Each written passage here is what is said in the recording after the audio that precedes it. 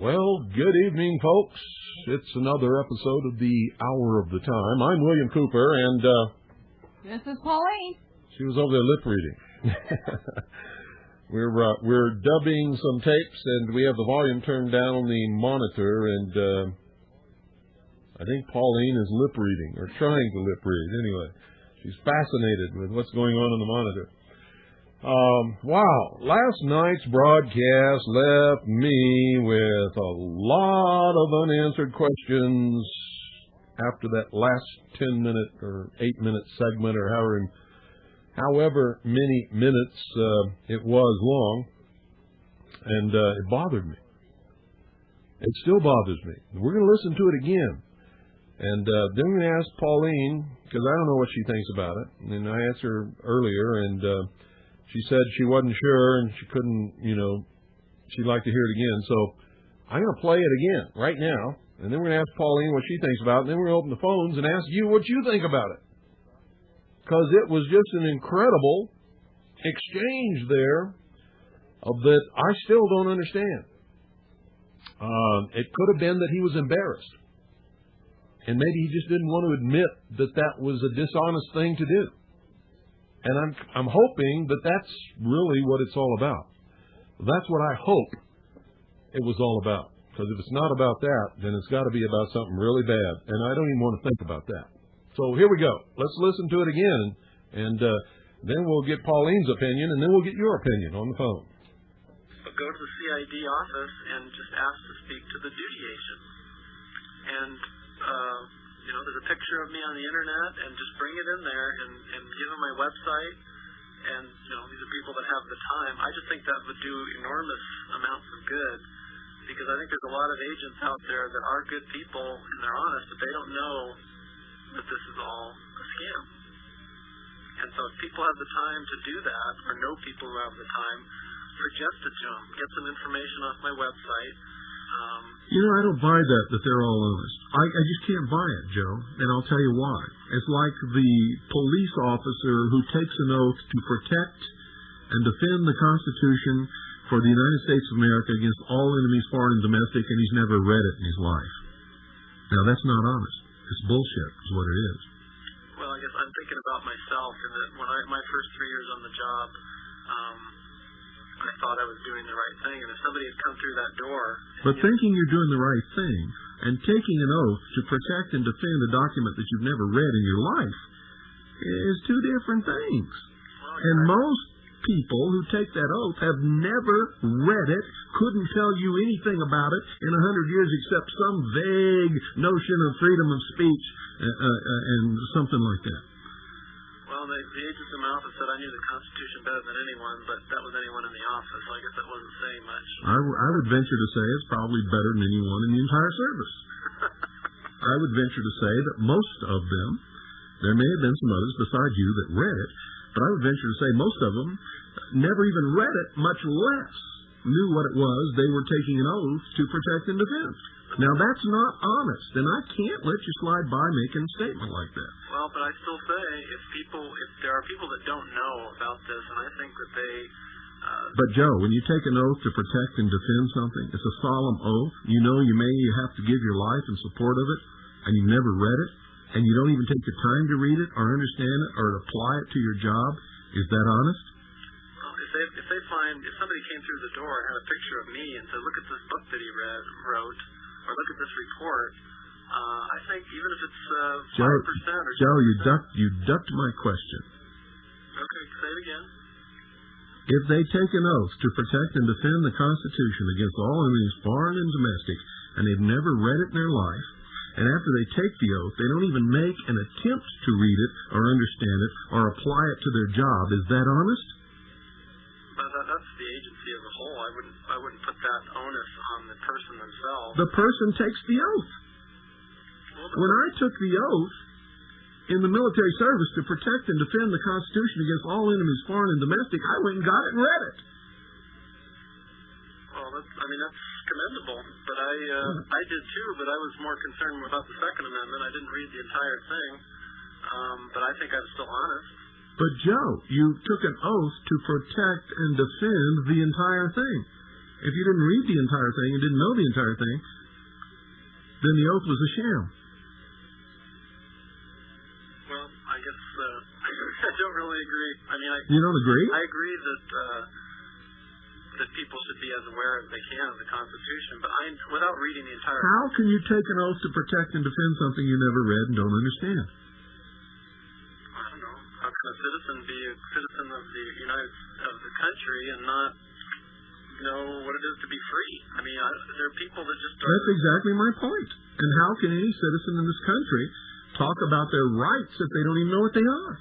If they've never read the Constitution, how can they talk about their understanding of the government if they don't understand the Constitution, which outlines the government and limits it and delineates exactly what it can do and what it can't do? Well, I mean, and that's why we're both here, is to educate people on it, but I just think there's a difference between somebody being honest and somebody being uninformed. Because Joe, being uninformed is getting a job and the guy says, you might have to protect the Constitution somewhere down the line, but, we're not going to worry about that right now. Versus taking an oath, raising your hand to take an oath to protect and defend the Constitution, and you've never read it in your life, don't understand it, don't know what it says, and you don't make any attempt after taking that oath to go and see what it's all about. That's not honest. I just think the problem is, I think it goes back to the average American who's really apathetic and doesn't fight for their rights, and then they allow an agency. Joe, you're losing credibility by the second here. You don't understand what I'm talking about here? That if you take an oath to protect and defend the Constitution and you've never read it and don't even make any attempt to read it and don't understand what it's all about, you're actually telling me on the air here in my listening audience that that's honest? I mean, if you really believe that, then I know where the heart of the problem is. I guess I don't know how to answer it. I mean, I was honest 3 years ago, and I'm just as honest now. What is your definition of honesty? In addition to being honest, I took the time when I had the time to read up on the Constitution.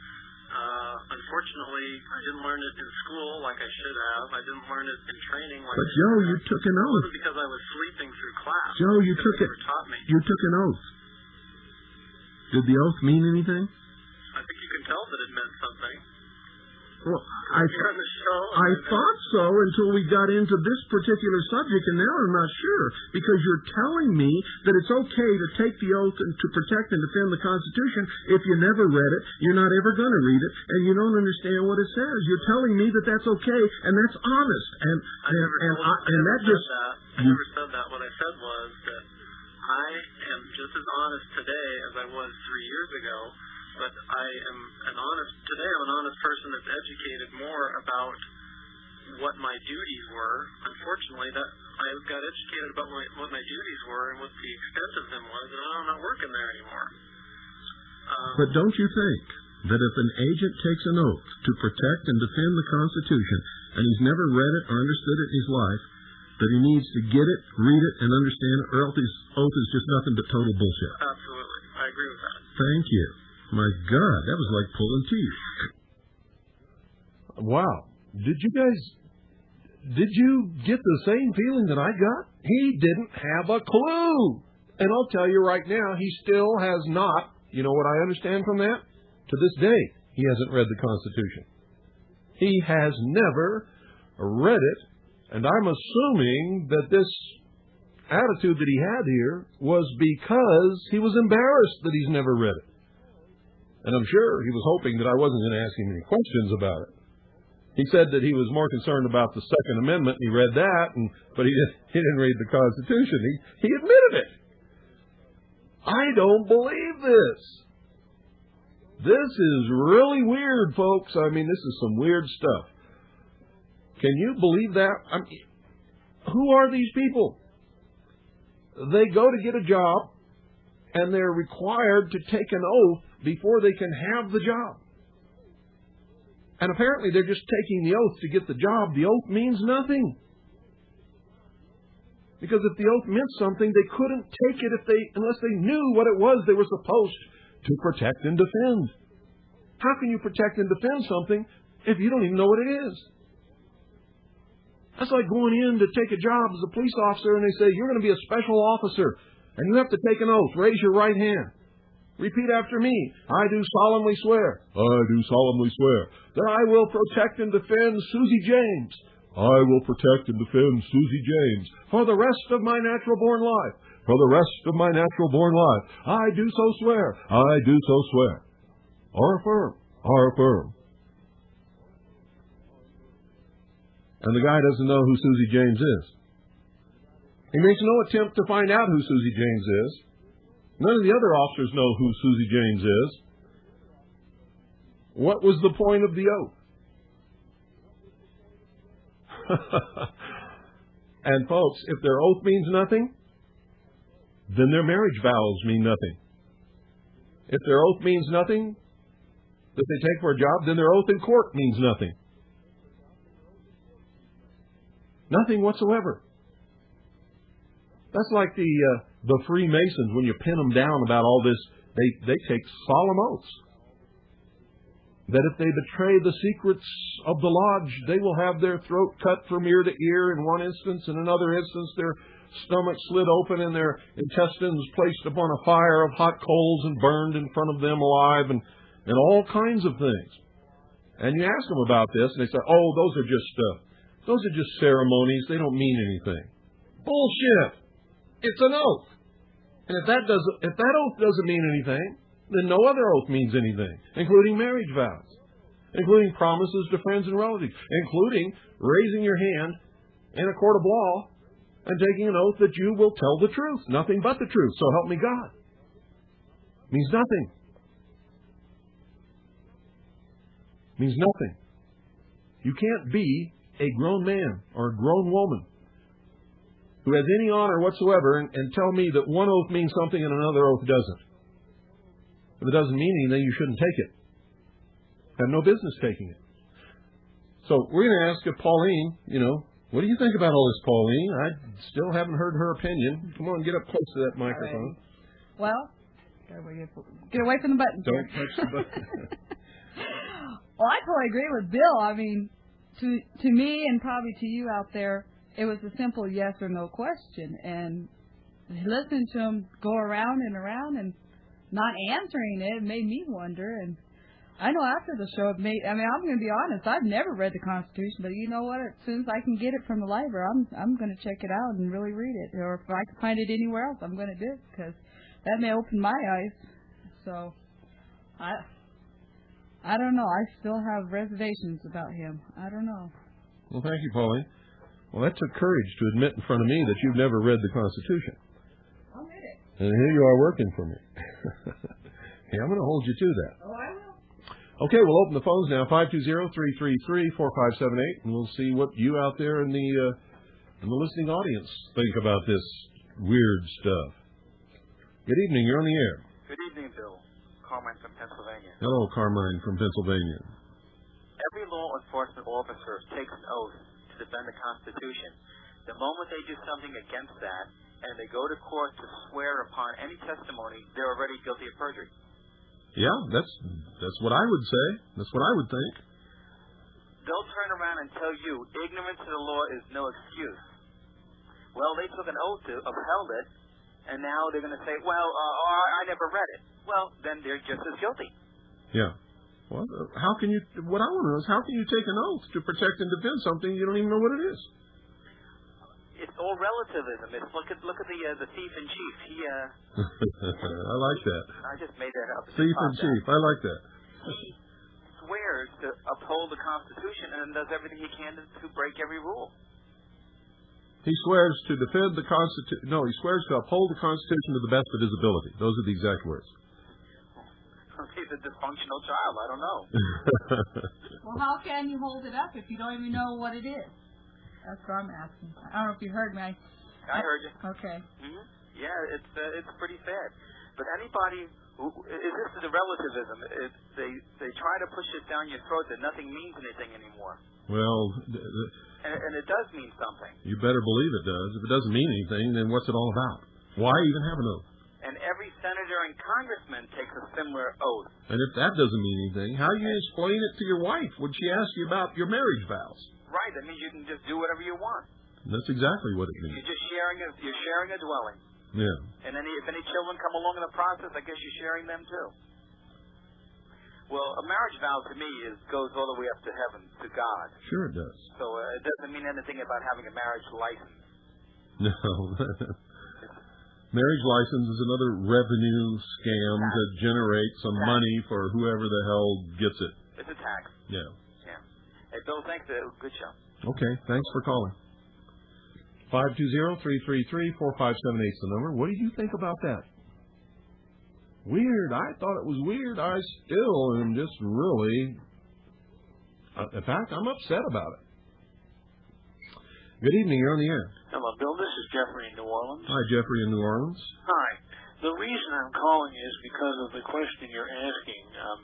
What is the evaluation of the man's statement last night about the, quote, honest agents who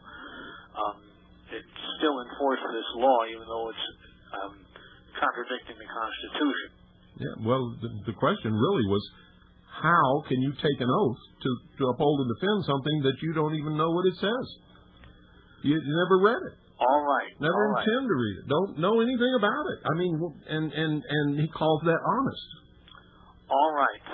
The mistake here is, first of all, he doesn't know the definition of honesty. Honesty means being loyal to one's values, to defend one's positions with facts, and to admit mistakes and correct them where possible. The problem with the gentleman involved is that ignorance is not a defense here, and you're absolutely correct in attacking that on that basis. The problem that we face, however, is that, as you know, the Constitution has been so misinterpreted and messed up by the Supreme Court that a lot of our positions the court has thrown back in our face. And so we're in a problem of a runaway court that's not being checked by Congress. But getting back to your primary issue here, the problem with the gentleman is that he is trying to say that ignorant people can be defended in terms of trying to persuade them that where they're wrong. And the joker is that they are not fulfilling their primary function of using their minds to try to find out what's going on. They're substituting ignorance for reason, and that's where they're off base. Okay. So I would have to say that in the case of this gentleman, he himself, because he doesn't understand the definition of honesty itself, is trying to claim the virtuous fool, as if the virtuous fool has the value of being loyal to one's values when he doesn't know what his values are.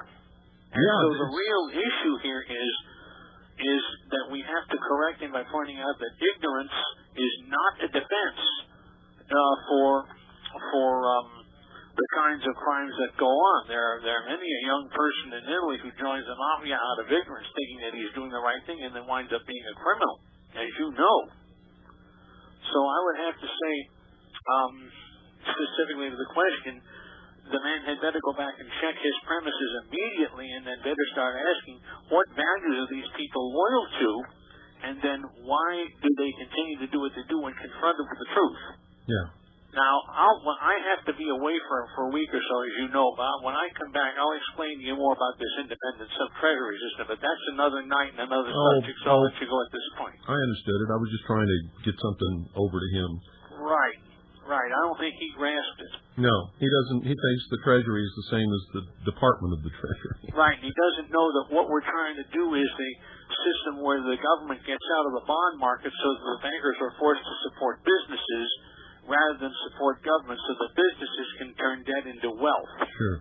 That's the real That's the real purpose of the sub-treasury system. That's why John C. Calhoun and John Tyler founded it in 1841, and that's why we had the development of the rich families that we have, or had until the rise of the Federal Reserve Bank, which changed everything. Yeah. Well, I'll get off the line and let other people talk, and I'll be coming back about a week or so after that trip and let you know what happened in Utah. Okay. Thank you. Thank you. Bye-bye.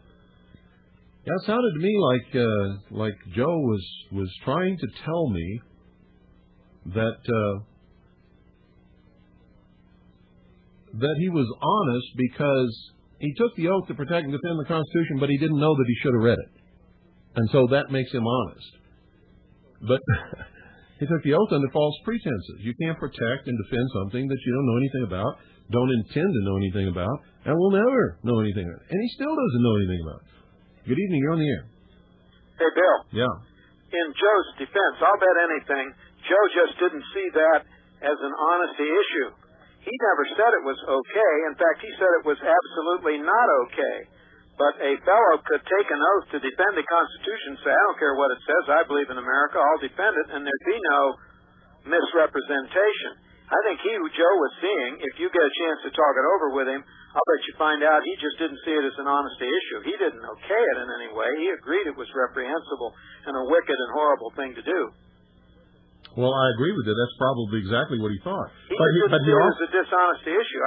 I don't think you guys disagreed on very much. But he also admitted that to this day he still hasn't read it. That's a separate issue. That's okay. He better read it fast, and I'll bet he will. I bet after last night. Anyway, I don't think you guys are disagreeing on all that much. I'm not so sure it is a dishonesty issue. It's a different issue, and I think that's what he had in mind. Anyway, in his defense, that's my 2 bits worth. Well, I'd have to argue with you on that too. If you take an oath to protect and defend something, and you don't know what it is, and you don't know what it is, then that's not an oath. That's a sham. But that's not an honesty issue. There's no misrepresentation there, Bill. Yes, there is. You're taking an oath to. But nobody's represented that you know what's in it. I mean, it's an awful thing to do. Don't get me wrong. I just say that I think in the back of his mind he said, "I've not been dishonest." No, you're wrong. See, it's an oath that can't be fulfilled. Therefore, it's dishonest from the very taking of the oath. Well, what's the misrepresentation? That's an essential characteristic of mishonesty. The misrepresentation is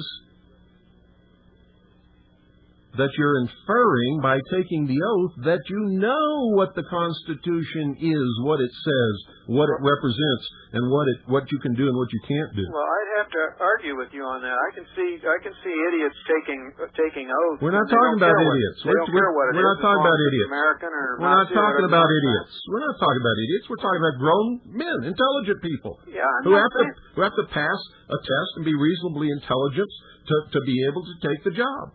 And to raise your hand and take an oath that you'll protect and defend the Constitution against all enemies, foreign and domestic, when you take that oath that you have no idea what the Constitution says or what's in it, is dishonest. It's a lie on the face of it. It's a misrepresentation all the way. Well, I'd have to argue with you on it, but that's beside the point. I'm just saying I'll bet you anything you'll find Joe's heart was in the right place on the issue, and he was stuck on the same argument that I'm stuck on. What you're saying is it's okay to take the marriage vows. No. If you don't know anything about what the marriage vow means. No, it isn't okay. It's a horrible thing to do. It's a misrepresentation. And God love you for pointing this thing out, because it's one of the fundamental problems in this whole country with law enforcement. And it's dishonest. It's not the fundamental problem. It's dishonest. It's dishonest to the woman or the man with whom you are entering into marriage, and it's dishonest with the public who expects you to know and understand and respect your oath. Well, I respect your position, and I'll bet you anything. I hope Joe's listening, because I think he was trying to be honest with you.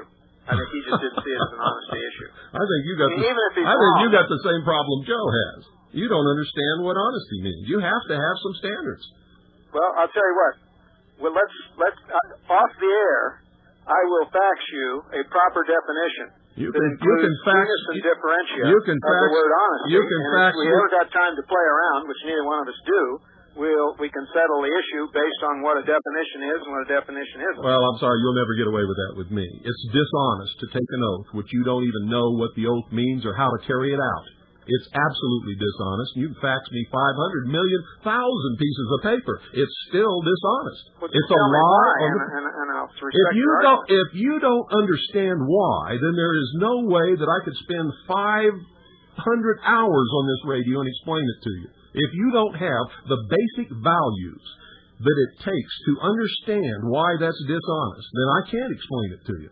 Nobody can. You are incapable of understanding it. Okay, now that's the worst you can say for Joe, isn't it? Pardon? That's about the worst you could say for Joe. I didn't attack Joe. In fact, I said that I think that maybe the whole reason that this whole thing occurred is maybe he was embarrassed because he never read the Constitution and didn't want to have to admit it, which he finally did. Well, that true is a possibility. But I'm glad you guys were patient with each other because that was an invaluable program. Well, I have to be patient with somebody who's laid everything on the line like he has. Yeah. You know, he's not like some yahoo that calls in here and doesn't deserve that kind of treatment. He's put his whole self and family and career and everything on the line. Yeah, damn right. I'll get off of here and let some other people call in and get their 2 bits worth. Thanks. Thanks for calling. Oh, there's a basic problem here, folks. I heard it in that caller. There's a basic lack of foundation of values and moral principles in this country. That people can't understand the basic premise that taking an oath which you have no ability to fulfill is dishonest.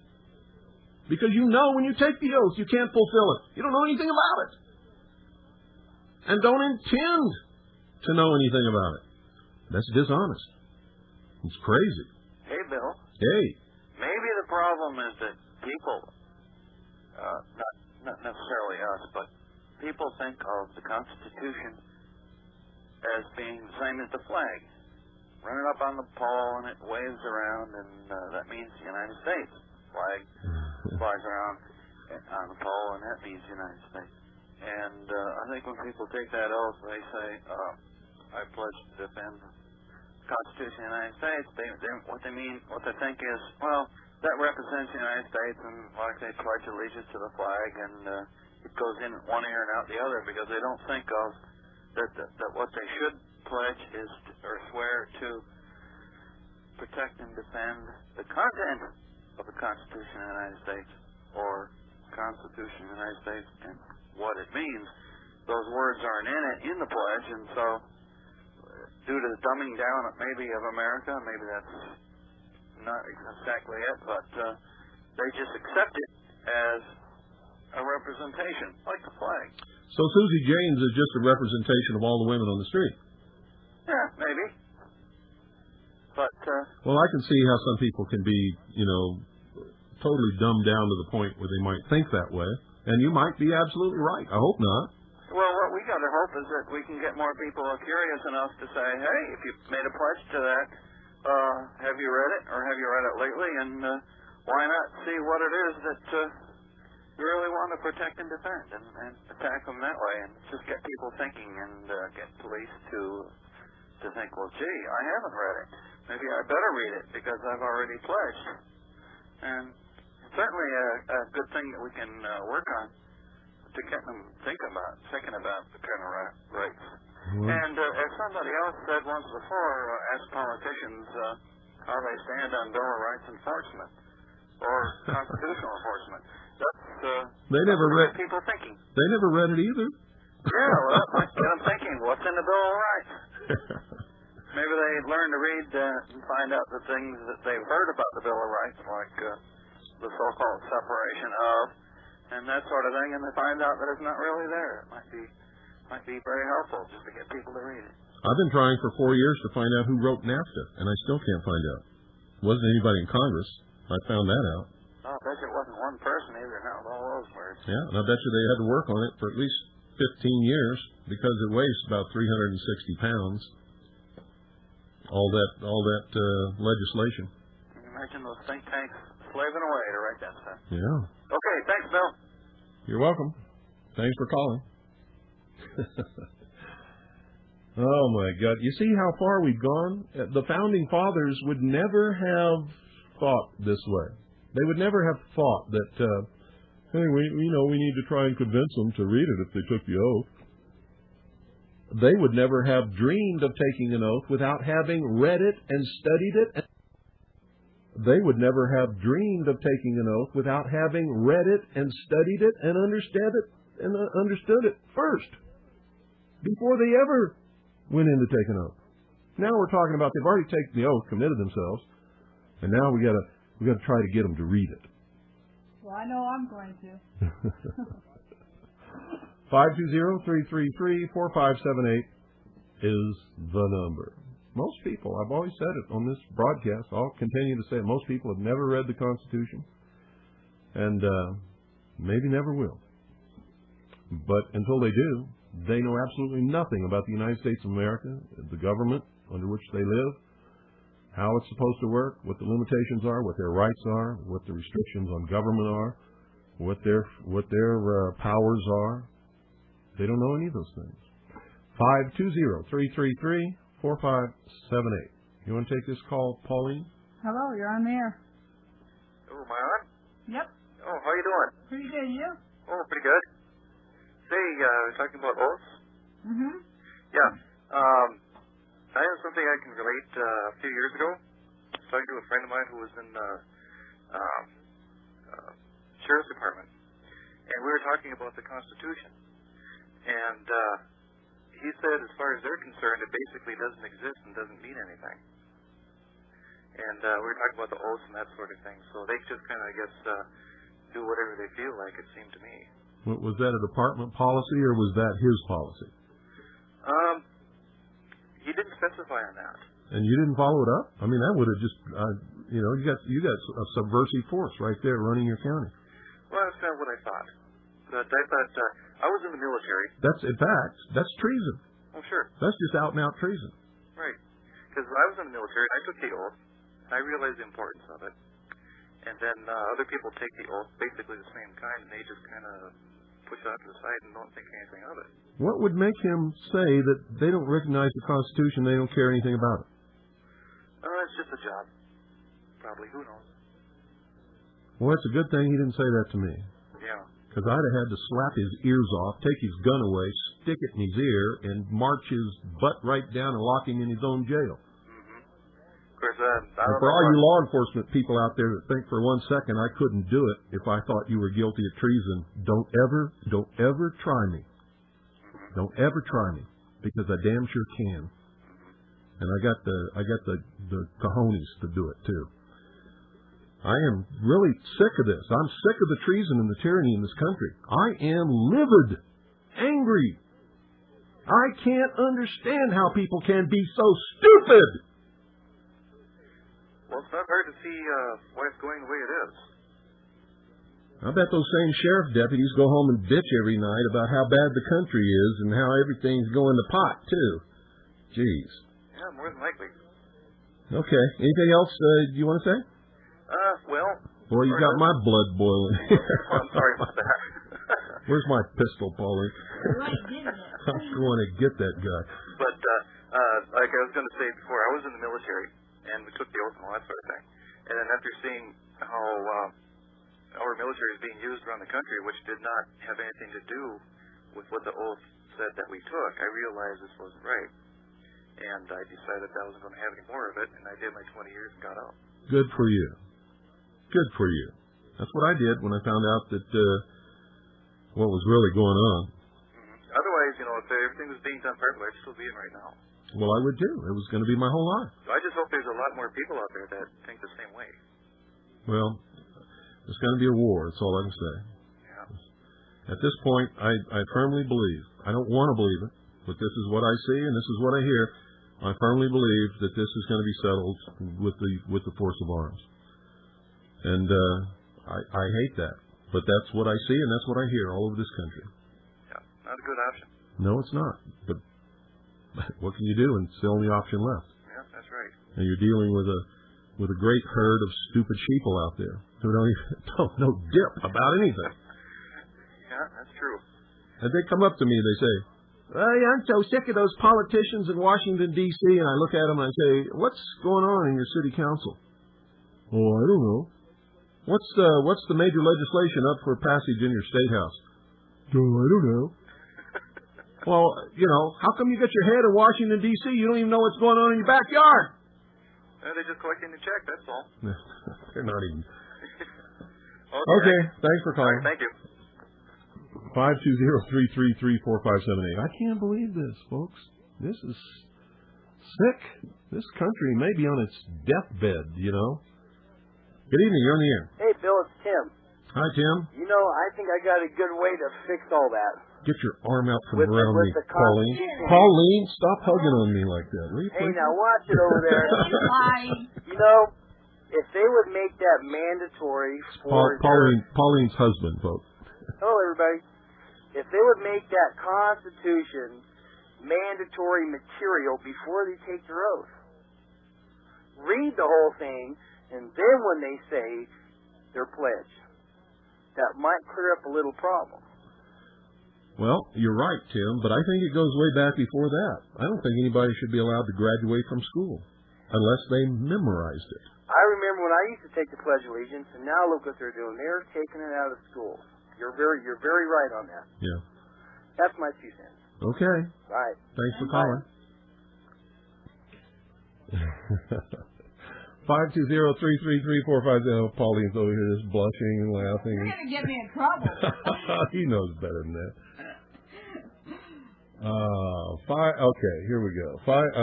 You're on the air. Good evening. Greetings, Bill. How are you? Good. Good. I hear you are in rare form tonight, and I thank you for the wake-up call. And let me say very succinctly that to take an oath and not know what you're taking it for, not understanding at all, and you're steady enforcing these draconian laws, and you're violating people's rights, and you're supposed to be, and you don't know, how can you excuse that? That's right. And I heard last night, I took the time to watch The Wizard of Oz by myself. And I watched that, and she came across the Scarecrow, and he carried on that he had no brain. And she said, how can you talk if you have no brain? He said, well, there are a lot of people doing a lot of talking that have no brain. Said, I guess you're right. And they went on to seek the wizard. And I guess everybody else is going on to seek the wizard because they don't think they have what they've already been given. Yeah, people don't understand that movie has such depth of meaning and so many valuable lessons to it. So many. And I've been listening to it now for 40 years. And I watched it, and everybody in my household was puzzled. Why are you watching that? And I began to understand. And it has a lot of depth to it. Yeah. But I won't carry on. I just want to say that it is dishonest in the true sense of the word to take an oath and not know what you are taking it about. Well, by golly, it's good to hear somebody that really understands that. That's as plain as day to me. And even though I've done the same thing, I'm ex-military. I flew, a matter of fact, I enjoyed my job. I flew heavy jets. So I got around the world, had a good time in the performance of a mission, my duty, so I thought. I took the same oath. But when I found out what was happening, when I read the Constitution, when I found out what the oath was about, that's when I could no longer perform with 6 years left to retirement. Only 6 years, and I would have been retired maybe about 5 years now. Yeah, well, you did the same thing I did. I only had 5 years to go when I left. So I just turned it loose, and everybody was amazed. I said, I can't carry this on anymore. This doesn't make sense. Good for you. So I'm doing fine too. Well, good for you. All right, thanks, Bill. You have my admiration and respect. Thank you very much. Thank you for calling. Peace. 520-333-4578. Absolutely, it's dishonest. It's wrong. And by the way, you heard what he said about the Wizard of Oz. I've used that on this broadcast many times to teach you some lessons. And if you sit down and watch that movie, you'll start to see things you never saw before. And you can never watch it enough. Frank Baum was trying to tell us something without saying it out in the open so they'd come along and kill him. Everybody's looking for the wizard to solve all their problems. And at the end of the movie, you'll always see that, the solution was in themselves. The wizard didn't give them anything. The wizard didn't solve their problems. He just rearranged their brain cells. So they looked at it a little differently. Good evening, you're on the air. Yeah, Bill, that's like that, the man that's behind the curtain there, where they say pay no attention to the man behind the curtain. That's that big federal government, you see. Yeah. Working all the gadgets behind there and things. And that's what I've been trying to tell you. Don't be scared of that big monster. That's it's right. just a bunch of little scared people. Absolutely. Pulling strings behind the curtain. Right, and I think this is all an educational process. Mr. Bannister, I'm sure, got a good share of that the other night, last night. And I was happy for him because he had an open mind to it, and that's very important when we're educating these people. I've interviewed officers on the police force who don't know the Constitution, who told me straight out that with the government we have in place now, it's not necessary for individuals to own or possess firearms. And I got sick because I heard that. And for the next 2 nights, I traveled around and beat with him and talked to him and things like that. And the next week, he sicked his other cop on me, and they did it because he didn't like the idea of being told his job, you see. He didn't know what the Constitution was. It was a threat to him because that was interfering with his mindset. But really, that's the New World Order mindset on these officers. This is what they firmly believe, which is nothing. Now, what you did was you chopped about 8 inches off of his ruler. Absolutely. I'd like to chop 8 inches. And so he felt much smaller. That's very true. So to speak. Now, that same oath I also took, and I served in Korea and Vietnam in both theaters, and I didn't read the Constitution myself. So it was 20 years before I came back, before I was able to read the Constitution and understand what it also meant. So I can understand the place where these people are at when they hold their hands up and take that oath, and they think that's just like a little Boy Scout oath or something that they can probably get by on until they read the manual. Mm-hmm. And I can understand that particular mindset also. Let me tell you when I left the Navy. I left the Navy right after I was on the USS Oriskany, CVA-34, which is an attack aircraft carrier. And I was the petty officer in charge of the bridge. I was the leading navigation petty officer. And I had a top-secret clearance. The navigator, who had just made Captain Doherty, he was a commander before that, Captain Doherty, sent me down to the comm center to pick up a top-secret message. So I went down there and picked it up and brought it up to the bridge. And en route, I read it. And it said, upon receipt of this message, you will no longer accept any orders from the White House. When I handed it to Captain Doherty, remember, he was the navigator. He was not the captain of the ship. I asked him, what are you going to do about this? Because this is unconstitutional. The Joint Chiefs of Staff are telling you to disobey the orders of the President of the United States should you receive any. He looked at me, and he says, Cooper, we'll wait and see if we receive any orders from the President, and then we'll determine what we will do at that time. Well, I knew as well as he did, is that the military controlled all the communications, including all the communications from the White House to the forces afield and forces afloat. And so there wasn't going to be any communications from the White House. And a few days later, President Nixon announced his resignation. It was a military coup. And I was up for reenlistment. And I told them what I thought about them and their treason, and I left the Navy. That's when I left. Good for you, Mr. Cooper. You stood by your guns. I can appreciate that. Also, I'd like to say this. On Wednesday's program, I think when you had the call-in questions, this is Helix from Detroit. It was Tuesday. Tuesday night. I had a call-in question, and it wasn't asked. And I'd like to know why you edited myself out, if you did indeed. I didn't edit anything out. I played every question exactly in the order that they came. There were just so many questions, we didn't get through them all. I see.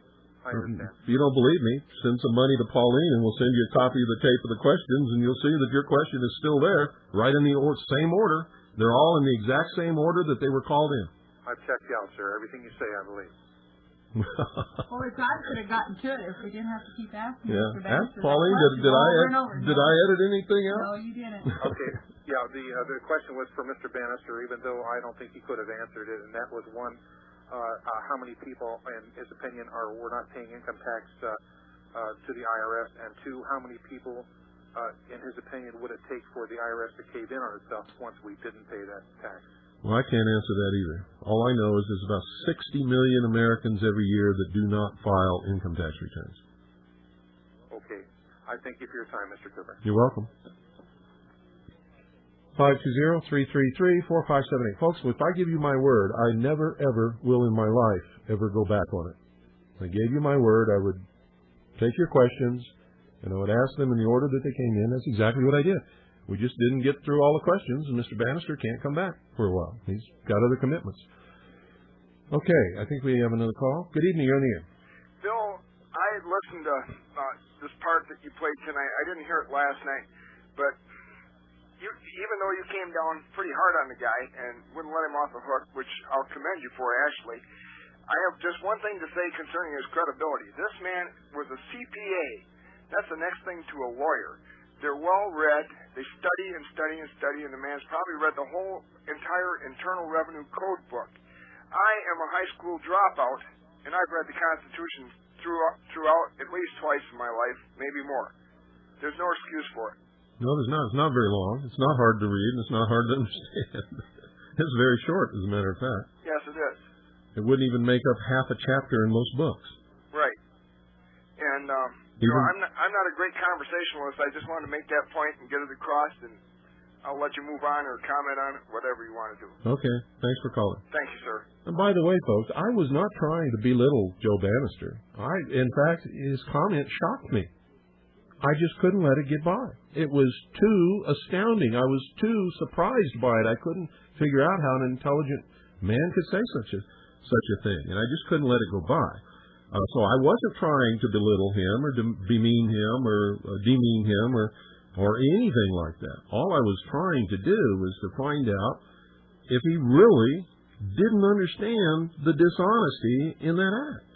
And if he didn't, then that could go right to the heart and soul of most of the problems we have with people in government. Good evening. You're on the air. Hi, Bill. Hi. In Missouri here where we live, our kids are taught the Missouri Constitution as well as the United States Constitution. Well, I'm happy to hear that. And they cannot graduate without passing a test on the Constitution. Well, I'm happy to hear that, too. I was not aware of that. Most states, in most schools, they don't teach anything like that anymore. I know, but we have some really good teachers here right now, and they try to educate the kids as to what is really going on, which I think is really good because children that age in high school don't listen to their parents too much. Now, wait a minute. I thought you were talking about kids. I'm talking about in high school. I think they have to master the Missouri. But you were talking about teaching kids the Constitution, then you switched over and you were talking about children graduating. Which is it? They cannot graduate if they can't pass the test. Which ones? The children or the kids? The children. Oh, okay. The children. Okay. We don't allow goats in school. Good for you. I'm sorry, I hate that one too when you call them kids. But the children are taught it. Whether they can go home and get it across to their parents is another story. Yes, it is. But they're going to inherit the future. And if they don't know how to control the future so that it will be a good one for them, and if they don't have a handle on how things are supposed to be, right, then they're going to be victims of the people who can manipulate the future because of their ignorance. Well, our city council members have to, when they get put in place, they have to take an oath to support the Constitution. And I know not one of those four people knows what the Constitution means. Well, you know what? You ought to go to a meeting. Next time they have a public meeting, go there and take the podium and put it bluntly to them. Ask them some questions about the Constitution. And when they're embarrassed because they can't answer it, say, that's funny. Every one of you ladies and gentlemen sitting on this board here took an oath to protect and defend the Constitution. I find it absolutely unacceptable but you don't know anything about it. You can't even answer a simple question regarding that document. Well, that would be fun. Shame them right in front of the public. Well, there's no public in ours. I'm the only guest, usually. Really? Nobody goes to the meetings? No. Oh, jeez. Nobody cares. It's like everybody has the feeling, well, the government's going to do whatever they want to do no matter what, no matter if it's illegal or not. I was going to say I rest my case, but in the light of all of this, there really isn't any case to rest, is there? Really. It's sad. I mean, we live in a very, very small town, 600 people. Uh-huh. And I can see how crooked our government is in this city. And so you think, oh my God, if it's this bad here, what is it like in Washington, D.C.? Well, it really makes you think there is no hope.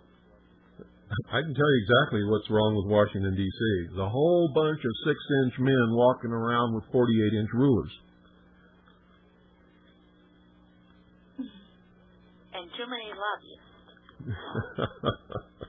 Yeah, they're selling the rulers. Yeah, they're really giving them away, I think. Yeah. But anyway, I just wanted to call and say that. They're really 6 inches long. They're just divided into 48-inch increments.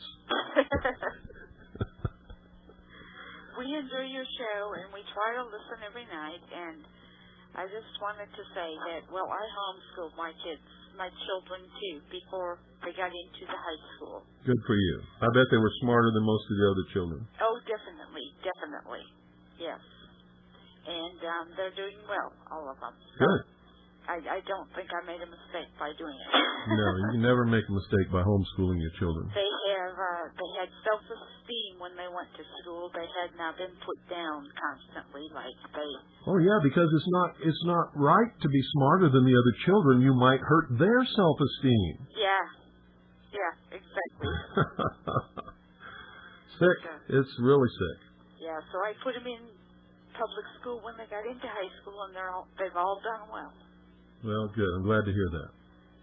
So anyway, I guess that's about all I want to say. Okay, thanks for calling. Thanks, Bill. Appreciate it very much.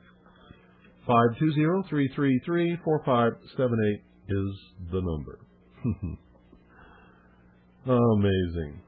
Well, Pauline, you can take this call if you want to. Hello, you're on the air. Hi, Bill and Pauline. Great show. Thank you. One thing I wanted to add was this.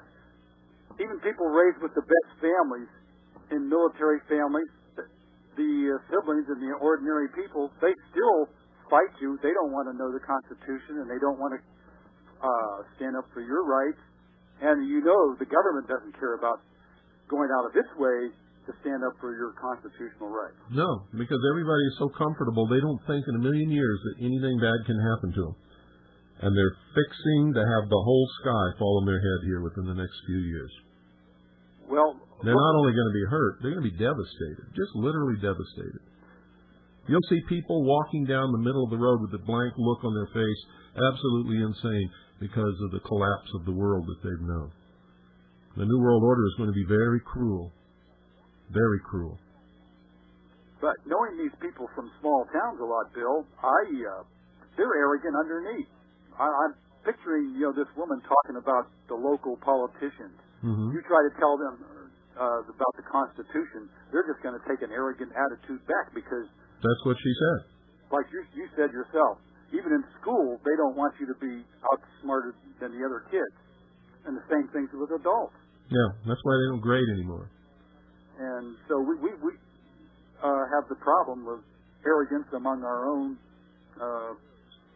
well-educated people. It's not arrogance, it's stupidity. Oh, wait a minute now, Bill. These people are smart. They're educated. They're stupid. You can be educated and still be stupid. Well, see, the definition of stupid is not being without an education. It's mentally crippled. Mentally crippled. You can have the best education in the world, and if you're mentally crippled, you can be stupid. And they are. Okay, Bill. Now take this slowly here. I know, for instance, many people have a good education, and they're good analytically. Education has nothing to do with stupid. But they still do not want to delve into the Constitution and understand the Bill of Rights. They're arrogant. No. They are arrogant. No, they're mentally crippled. They don't understand the importance of it. They don't understand that that's the only thing that protects them from a Hitler, from slave labor camps. Right, okay. They don't understand it. In that sense, they're mentally crippled, and that makes them stupid. I agree. You're right. They are stupid at that level. But when you try to slowly proceed and show them logically that, yes, this is leading to, which is what you're saying, then they are arrogant, and they say something to cut off the conversation or get arrogant and nasty. Well, yeah, that's because at that point they're getting scared. Okay. And they don't want to be scared. All right, but why won't you call them arrogant? Because they're stupid. I call it what it is. Okay. And if I call it arrogant, a lot of people think that that's really neat. If I tell them they're stupid, they get upset about that and might make them go check it out. Because they really are. They're stupid. In this country, this kind of behavior is stupid. The Founding Fathers, I even hate to think what the Founding Fathers would do with these people, what they would say to them. Bill, don't you think that some of the Founding Fathers, a lot of them were lawyers, and they kind of Washington, all these guys gave us the independence, but then they turned around and signed treaties to pay back the British or be buddy-buddy with the British again. They never signed any treaties that were unconstitutional. Never. Well, that didn't happen until later. There are no unconstitutional treaties signed by the founders. No unconstitutional treaties? No. All right. Not signed by the founders, no. It's not illegal to pay back Britain if we owed them money. We stole a lot of land that belonged to them. I would assume that we owe them something. Okay, I'll let you go. Maybe that could be discussed a little bit further, because I think a lot of people, patriots, believe that the Founding Fathers ended up going back with treaties, and that's what got us in trouble. Let me tell you something. I know a lot of those patriots, and most patriots are just as stupid as everybody else. They haven't got the slightest conception of what patriotism really means. For most of them, it's the church has to rule this country. Say, there's some law. We're out of time. Okay. Hate to tell you that, but we are. Okay, Bill. Have a good week. You too. Bye. Yes, sir. Bye, Cracky. Good night, folks. Good night. Thank you for calling. God bless each and every single one of you. Good night, Annie Poon Allison. I love you.